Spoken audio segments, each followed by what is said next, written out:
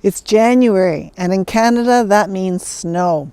And in our particular area of Canada, which is normally not too cold, we've had a very cold, long cold snap. Today is actually quite balmy. It's only -7 degrees, feeling like -14. Last week, the high temperature was -12 Celsius, feeling like -20. So we're warming up slightly. And many of you would be very familiar with our back garden because we often film our blogs here in the summertime. And it's such a different perspective on that season because the water is flowing on the waterfalls where right now there's no water, and what's in the pond is totally frozen and covered with snow.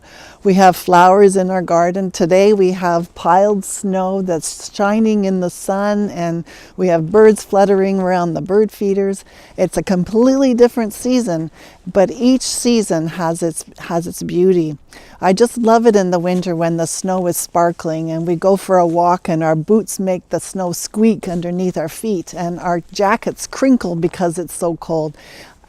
For some reason, I find that beautiful and interesting.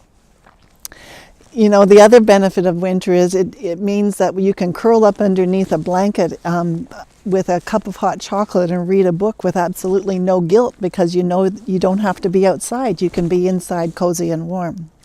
A few years ago, Grant and I were in the Arctic when it was still cold out, and it was so cold that our eyes were watering and our eyelashes were freezing together so you couldn't see through our eyes, and Grant was sure he was going to die. But the Inuit, the locals, thought it was wonderful. They thought it was so great because you see, when everything is frozen up there, that means that they can hop on their snowmobiles and take off across the tundra and go hunting or winter camping or travel from community to community without any hindrance because they know the benefits of that particular season.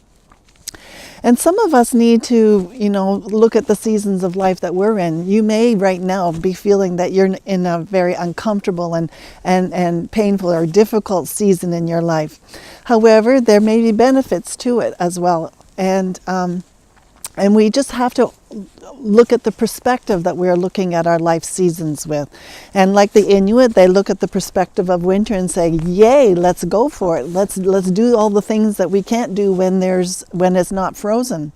But we may be in our situation of life right now, and we may need to actually step back and ask God, okay, what is it that you want to show me or tell me in this particular season of my life? Because from my perspective, it's not looking so great. It's looking pretty cold and dark and not so pretty. But show me what you want me to see in this season, Lord, so that I can begin to see the sparkly snow and the fluttering birds and hear the squeaky snow under my feet and see the good things that are happening in this season in spite of the perspective that we want to adopt naturally.